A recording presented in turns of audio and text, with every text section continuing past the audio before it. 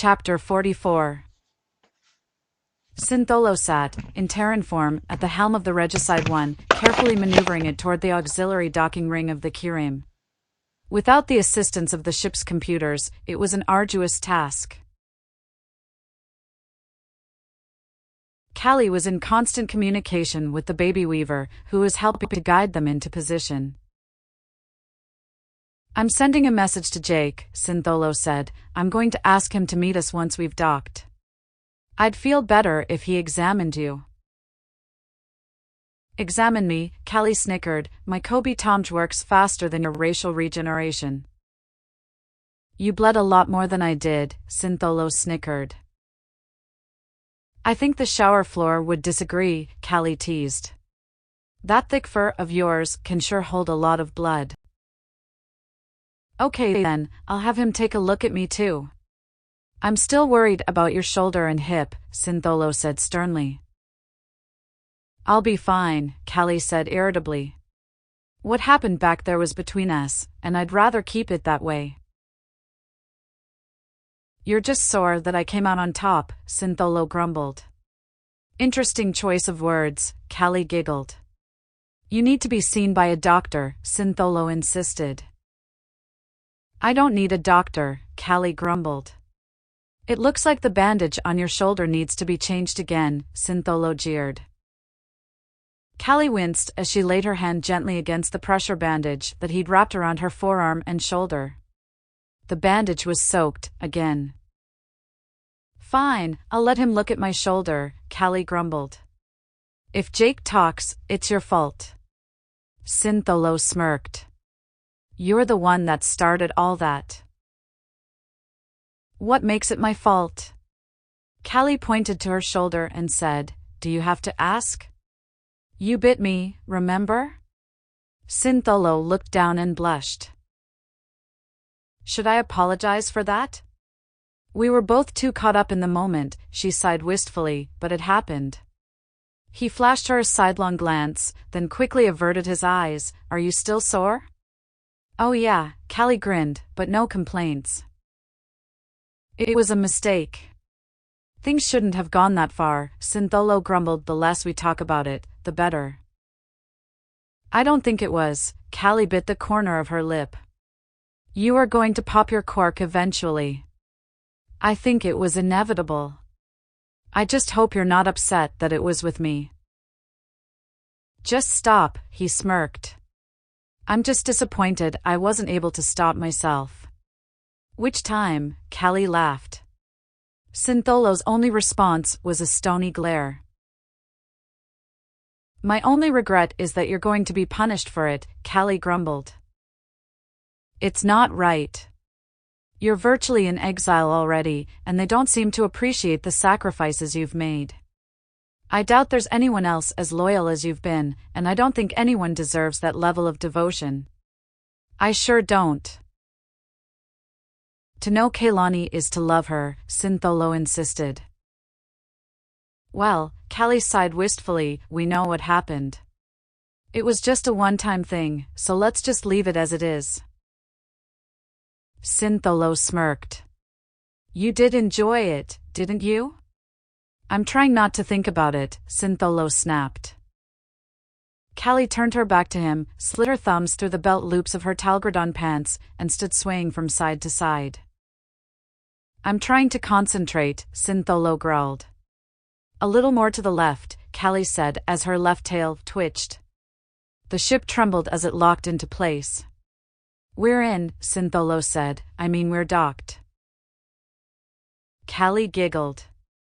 "If anyone finds out." Callie began. "They won't," Syntholo said sternly.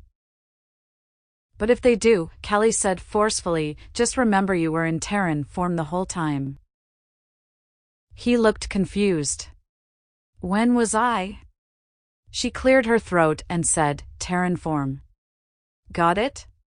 "Yes, ma'am," he snickered softly. "Who am I to question Lady Darkseid?" "Good, as long as we have an understanding," Callie smiled over her shoulder at him. "Was I in Terran form if we're asked by your friend Kiryu or Nelfree?" "I don't care," Callie shrugged. I just don't want to give Tyrell any more ammunition. He already has enough to tease me about. Let's go get Jake, Syntholo chuckled softly. When will the list of things I need to do start getting shorter? Callie grumbled as she followed him onto the elevator. Sometime after you stop adding 2 items for everyone you take off, Syntholo chided. The makeshift elevator controls worked well enough to bring them to the main deck, but they were going to have to use the manual override to open the airlock, which was now connecting the regicide one to the array, where it would remain until the ship should be repaired, rebuilt, or scrapped.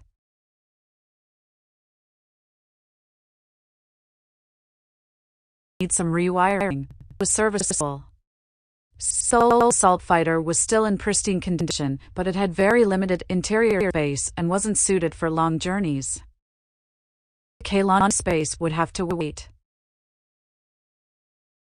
Syntholo counted to 3 and they both pulled the emergency release levers to open the outer airlock door. Jake nodded and walked on board, continuing past both of them toward the medical bay, chittering all the way. Is his translation module off again? Callie quietly. Jake spent a couple of minutes reconnecting some wiring under the scanning bed, then motioned to them. I think he's humming, Syntholo whispered, as he motioned toward the door. Ladies first. She hopped up on the table and swung her tails off the end behind her. He made quick work of checking for injuries. He applied a numbing antiseptic sealing gel to most of her injuries to prevent infection. She only required 3 sutures on her left hip, and 1 to close each of the puncture wounds from Syntholo's fangs. Syntholo called Jake into the hallway once he was done treating her. Callie cupped her hand over her mouth as Jake and Syntholo argued in the hallway. She tried to get a word in edgewise, but they were too busy arguing to listen. Her black tail swung around in front of her and turned back and forth, pointing to each of them as they spoke. Jake had a distinctive advantage. He simply had more hands to motion with while arguing. While motioning towards her, Jake pointed at her tail. Callie shrugged. Jake lunged forward, grabbed her black tail with both of his left arms, stormed over to the counter, and opened a bottle of isopropyl alcohol. Lady Darkseid, please fill uterus. Syntholo watched in confusion. Jake stared him down while Callie extended her stinger and filled her venom sac, which had once been a very different organ. Did you forget that I said it's not down there? Callie scolded. You didn't say where it is, Syntholo grumbled. It's really in your tail? I don't have a cervix to hit, Callie growled. So stop arguing with the doctor who's seen the medical records. Jake pulled out a gauze pad and instructed her to empty her stinger. No blood, Jake's translator spoke, however, the anger in his actual voice was unmistakable. Callie giggled as the module beeped long enough that she started wondering if he'd broken it. She hopped off the table and grinned at Syntholo. Next patient. Oh, I should warn you, I think the doc is a little annoyed. Syntholo flashed her a sidelong glance as he walked in to be examined. Was this shape injure? Jake's translator module said. Callie looked down and blushed as Syntholo looked at her with concern. My regeneration ability only works in this form, Syntholo avoided the question.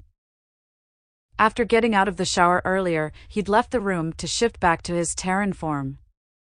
Callie really wanted to know what it looked like when he shape-shifted. The other one, Callie said nervously. Present his second skin, the translation module said. No, Syntholo said defiantly, that's not necessary. I know Laika, Jake said. Is second skin fur, feather, hide, scale, chitin, or fiber? Fur, Callie said, as Syntholo continued protesting. I'm not changing in front of her, Syntholo insisted. Treatment will be incomplete. Jake's words from the device did not at all match his tone. I usually treat my own injuries, Syntholo smirked. This isn't necessary. After all that time demanding I see the doc, Callie laughed. You're afraid to be examined. Big brave Syntholo, scared of seeing a real doctor.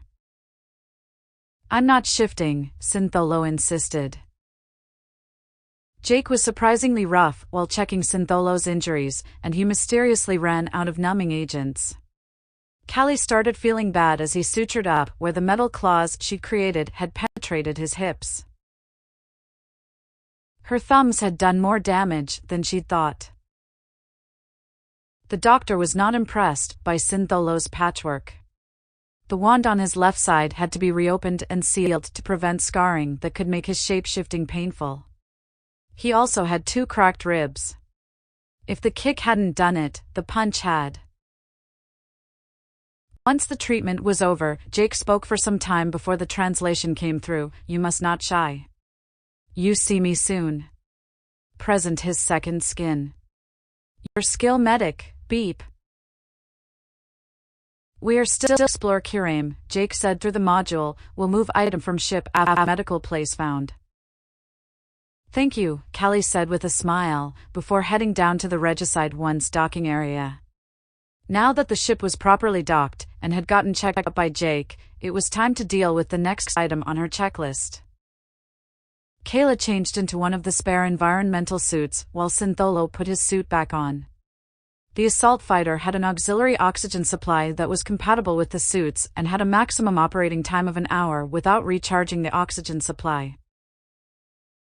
Syntholo took great care in making sure the tethers and towing cables were properly installed and ready for use before they launched. They sat in the fighter watching the baby weaver through the force field at the end of the bay as the ship sucked all the air out of the docking area. It looked like a strange alien fish swimming through a vast ocean of interstellar gases.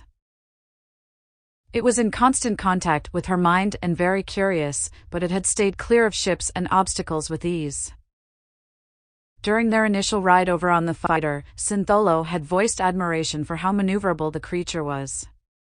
He'd even postulated it must somehow be able to feel the space around it. I'm probably going to be useless when we get close to the transmitter, Callie admitted. Space folding tech makes me feel sick. We will be taking the gate when we head to Kailani space. Will that be a problem? Syntholo asked. It'll be rough, Callie grumbled, but I'd rather that than a month in jump space. Longer than that, Syntholo said. The Ribbon Nebula in that region isn't safe to jump through. The safest path is warping through the Jihar corridor. That's why we built our own regional Starlink. Syntholo fired up the engines. Tell your little friend to give us some room. Lil, Callie mused. It was almost the same length as the assault fighter. The Weaver darted out of sight without her sending it any messages. She didn't fully understand just how connected she was to the creature and was grateful for it. Things would have been a lot more awkward earlier if she'd understood that it was observing her, in its own strange way, the whole time. Syntholo eased out of the bay and hit the throttle. I love this part, Callie nearly squealed as Syntholo sped alongside the array, with the Nautiloid trailing just behind them.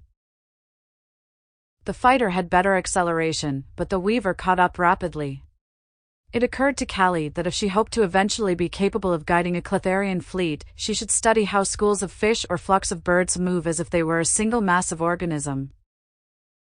The terminal beeped. I've got it, Syntholo chuckled as he let Tyrell know who was buzzing around the Kiram. He pulled away from the array and Weaver and directed the fighter toward the edge of the nebula.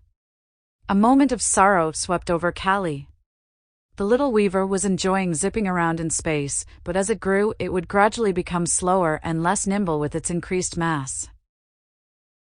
Kayla watched the conversation on her screen. After Tyrell was thoroughly convinced everyone was alive and well, Syntholo confirmed it was just the two of them and let him know they were heading over to take care of the Deep Space Relay satellite. Callie held her breath as they slowed and began to pass through the gaseous clouds. The majority of the nebula clouds were red, bordering on magenta, illuminated by the stars at the heart of the Pilth, Garum, and Dew star systems, but the top edge of the pocket within the nebula, which housed the Kiramare, bordered on a patch of dark nebula not far from Bedlam star. She couldn't help but wonder if some of the black smoky matter could be Mystrium dust. She desperately wanted to refocus her eyes, but the electromagnetic properties of the region were causing havoc with the onboard sensors. The downside of looking with her Elderani eyes was that there was no reliable way to filter what sort of energy she was perceiving. Her current neurology simply wouldn't permit it. Anything yet? Syntholo asked as the Weaver flew past them toward the darkest part of the clouds. As Callie mentally tracked its movements, the tips of her tails twitched slightly. Not yet, Callie grumbled as they slowly maneuvered through the clouds. Try a little more to the right, Callie said. I think I felt something. She tried to remember the direction it seemed to be coming from when she first felt it. I think we may be in too deep, Callie said, then laughed under her breath. I didn't expect to be saying that again this soon. Keep on task, Syntholo snapped. It's hard to not think about, Callie grumbled. It's still sensitive down there. A wave of nausea came over her. Callie folded her arms in front of herself and bent forward. She could feel the Weaver rushing away from the source of her discomfort. It's that way, she whimpered. What way? Syntholo asked urgently. The Weaver ran from it, Callie said while trying to retch. The opposite direction that it moved. Point to where you felt it. Callie reached behind her with her black tail and pointed through the canopy on his side of the fighter. Syntholo spun the fighter around and advanced until the sensors failed completely. I really hope this doesn't hurt too much, Callie grumbled as she closed her eyes, changed her focus, and slowly opened them, using her eyelashes to diminish the light. We've narrowed it down, Syntholo said. Do you think you can talk our new mascot into coming this way so we can narrow it down a little more? That baby Weaver was given to me so I can prove my worth to the Cletharians. Don't call it that. What do you want me to call it then? No clue, Callie said softly. That's helpful, Syntholo snickered. Are you going to ask it to help or not? Wait, Callie said. I think I see something. With her eyes open just a slit, looking through her lashes, she could see slender cords of energy connected to the tips of her brown tails. As the nautiloid moved through space, there was a slight tug on the cords. When she'd witnessed the death of the Weaver near the Nairobi system, she perceived cords connecting to each of her tails, one of which had snapped upon its death. Her black tail had no connections. The part of herself that was Kayla seemed unwilling to share what she knew. Kivazo was having a hard time not being distracted. There was an intermittent energy field she'd glimpsed within the nebula to their right, but pinpointing its precise location was difficult within the churning energy patterns all around them. Callie winced as she watched a flash of energy within the nebula. It was round at first, then the outer edge seemed to warp and stretch. Two vast ephemeral cords of energy emerged from the center of the sphere and forked as it reached toward both her and the Weaver. It's there, Callie gagged as she pointed with her stinger. The sour feeling in her stomach intensified as the cord approached her tail. She could feel the mind of the distant Weaver on the other side of the microgate in the center of the long-range transmitter. Its thoughts felt somehow inside out and backwards. For an instant, its thoughts became crystal clear, then halted abruptly as the transmission ended. She struggled to keep pointing as she convulsed and retched uncontrollably. Syntholo maneuvered closer, set the ship to maintain position, opened his cockpit, attached his tether, and kicked off the side of the ship. Callie leaned forward, whimpering, waiting for the feeling to pass. The source of her gate sickness was clear. The abrupt switching of psionic connections to the Cletharian horde through folded space. The rapid establishment and severing caused her, as well as the baby Weaver, a great deal of discomfort. Bringing the Weaver child with her to Kaylani space would be an act of cruelty. She'd have to leave it behind. She didn't like the idea, but at least she wouldn't be gone long. They'd just have to use the Kaylani Starlink for their return trip. The terminal updated, displaying an image that was being forwarded from Syntholo to Tyrell. Tyrell confirmed receipt of the satellite registration ID and serial number. Syntholo swiftly took care of his final task and returned to the fighter. "You okay back there?" Syntholo asked after resealing the canopy of his cockpit. "Better than I was," Callie said weakly. "Are we done?" "Tell the little guy to keep up," Syntholo said as he fired up the engine. Once they were clear of the nebula, Syntholo sent a signal to detonate the charges he'd set on the satellite. It wasn't a large explosion, but it did the job. "Well, we're done. Is there anything you want to do before we head back?" Syntholo asked. "I haven't had much time to just enjoy flying around lately. It's nice having the company out here." "Thank you," Callie blushed. "I enjoyed having some time with you, too." "I didn't mean you," Syntholo laughed merrily while motioning through the window at the Weaver with his thumb. "You're an ass," Callie giggled.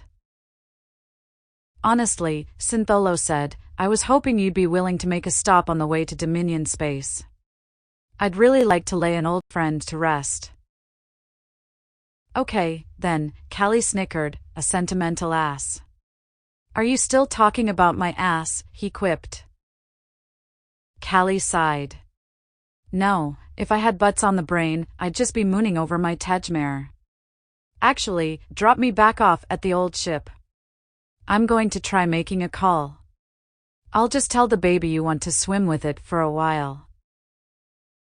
"You mean fly? It moves more like a fish than a bird." Syntholo changed course. As the Weaver sailed past them, Callie noticed a pink stripe on the back of its shell, which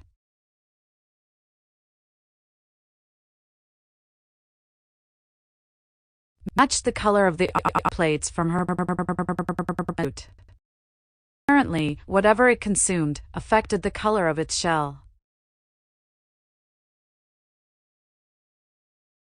Before heading back out into space, Syntholo had accompanied her to the bridge of the Regicide One and helped her reconnect the onboard deep space transmitter. Kayla's consciousness reached out, wandering the Cletharian telepathic web while Kivaza sat at the ship's helm in full control of their body. He messaged to Cyanide but didn't expect an actual reply. She was starting to worry that, having signed over her body, Cyan may not have their interest in her. Kivaza draped her legs over the arms of the command chair and held the pouch of softly glowing stones she'd taken from the old queen's chamber in her right hand while her tail stirred restlessly. There was so much she still had to take care of, and the day had already been long and exhausting. She considered putting in a call to Kiryu or Nelfrey, but she didn't know what time it was on Hyrule, or what to talk about. "Hey, I just fucked." Syntholo wasn't exactly the conversation starter she was after, and hey, guess who the new Cletharian queen is would be far worse. Miyako was an option, but he was Kayla's contact, not hers. Kivaza wanted a distraction, not more things added to her list. Kivaza hadn't realized she was starting to doze off until her comms unit beeped. She stroked the top of the earpiece. "I'm here," Kivaza said. "I've tracked down the serial number on that satellite," Tyrell said over comms. "The good news is we managed to survive, which leaves a whole lot of bad news." "What can you tell me?" That deep space relay was licensed to Cyberop Gregor. Top-rated cyberpath in all of Corrales, and I live to tell the tale.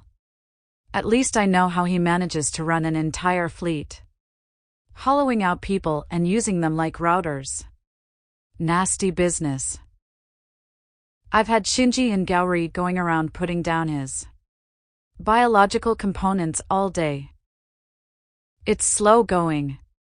It would go faster if you're willing to let me put the twins on the task as well.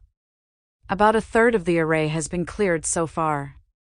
We haven't even started on the secondary ships. This is going to take a week or more to finish.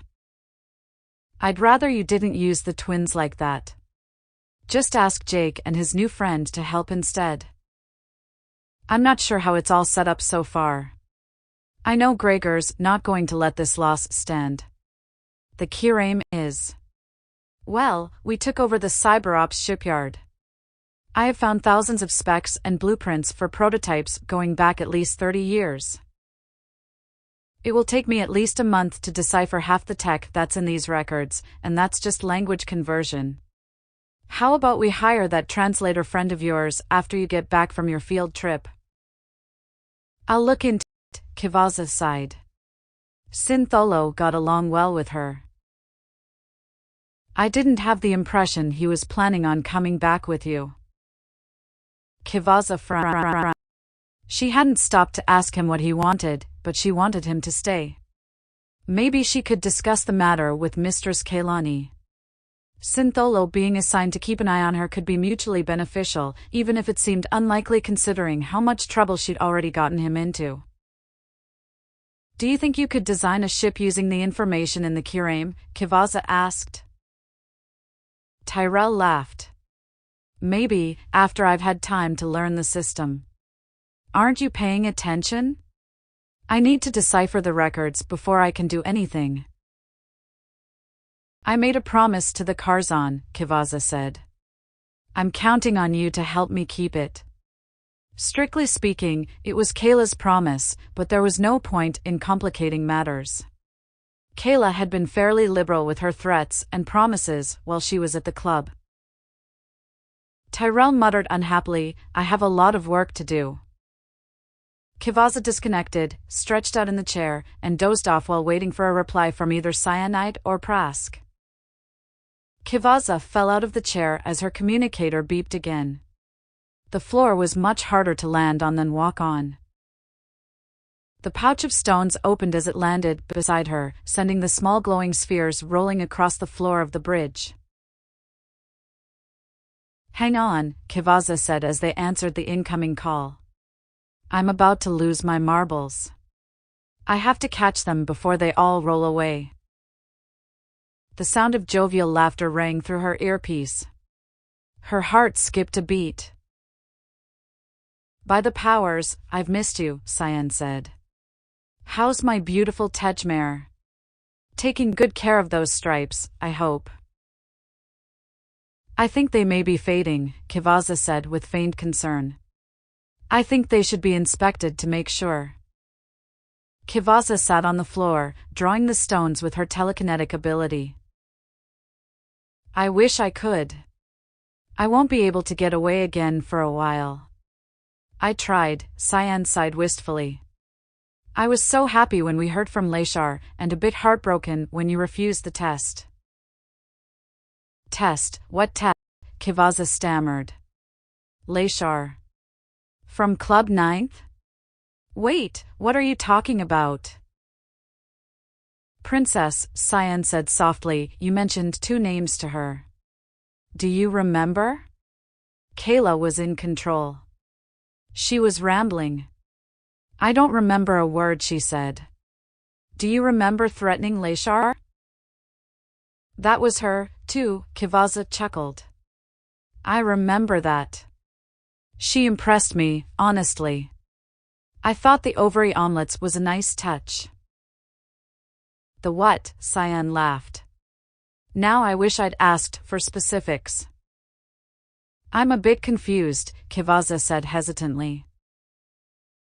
Kayla mentioned me and Aisha to Leshar, so she did her due diligence and sent a priority message to Aisha. She can do that, Kivaza asked. Who is Leshar to the Lamentics? She's not important, Cyan chuckled. She's one of the last remaining members of House Delpani. It's a minor house these days, and her blood is so diluted she's not even considered a Lampharian by the court. She's trusted enough by House Calvraj that we've permitted her to help oversee the curtain even if she can't pass through it. You lost me again, Kivaza grumbled. Cyan took a deep breath. The red curtain marks one of the entrances to Yaros. They're spread across Corrales. There's one at Club 9th. That location is a holding of House Calvraj. There are many entrances and exits, but only one Yaros. You always leave through the same curtain you entered through. Are you with me so far? I think so, Kivaza said noncommittally. Waitress or Death Yaros? The one and only, Cyan continued. Only people with a strong Eldarani lineage can safely pass through the portal without an escort. Esh-Ealer, Lamentix, and some Lampharians can make it there, but anyone else that tries will have a very short trip. The only way to know if it's safe is if Yaros punch tastes sweet instead of bitter. The Etrolani berry juice was the test, Kivaza whimpered. I thought it was a threat. The bushes were destroyed when my homeworld was destroyed. Not true, Cyanide countered. One of the plants was presented as a wedding gift to one of the first Lamentic queens. I remember eating those berries off the vine as a child, Kivaza said sadly. If I drank it, and it tasted the way I remember, then what? You sound upset, Cyan soothed. I probably shouldn't say. It's all you didn't know. Why didn't anyone tell me? If it was bitter, Cyan insisted, it would have been cruel to get your hopes up. Nobody would have known if you lied about the taste. Tell me, Kivaza pleaded. Aisha wanted to meet you, Cyanide said sadly. I was waiting with her just on the other side of the curtain. I could have met her and spent time with my Tejmare. Kivaza said angrily. I've missed you so much. I get one chance to see you, and all I needed to do was swallow my pride and a little juice. Yaros is the only truly safe place to talk about certain things, Cyan said sadly. I can't tell you much of anything about what I've been doing. I wish I could, but it's not safe right now. Kivaza paced, fumed, ranted, and raved for several minutes until Cyanide threatened to disconnect if she didn't get herself under control. I may not be able to say much, Cyan said, but you can, so tell me how you've been? So much has happened, Kivaza said softly as she pulled up the edges of the scrap of cloth and tied it off at the top with the marbles inside. I've tried contacting you every day that I can. I did leave one message with Prask, but that was a while back now. I was starting to worry. I didn't know you tried to see me. I just need you to know that I still think about you. More often than I'm willing to admit. I miss you, too, Cyan said warmly. You told me Aisha predicted you'd have a son, an unperfected son, Kivaza said cautiously. If I found a way to make that happen, without being touched by a male, would you be willing? I haven't given that any thought in half a century, Cyan said. I'd have to think about it. You won't be able to trick the High Court. They will test the child. You know what will happen when it fails. They'll kill me, you, and the donor. What will happen when the child passes the test because the only genetic material is yours? It won't work. It will, Kivaza insisted. Tell Aisha I know a way to fulfill her prophecy, but I'll want a couple favors from the Lamentic Empire in return. Cyan said sternly. I don't know why you're suddenly so focused on this, but just stop. I'm sorry, Kivaza said sadly. I just wanted to free you. From what? The unperfected program, Kivaza whispered. That way you can have sex with whoever you want. You're all I need, Cyan chuckled softly. Now, Can we drop this? It's dropped.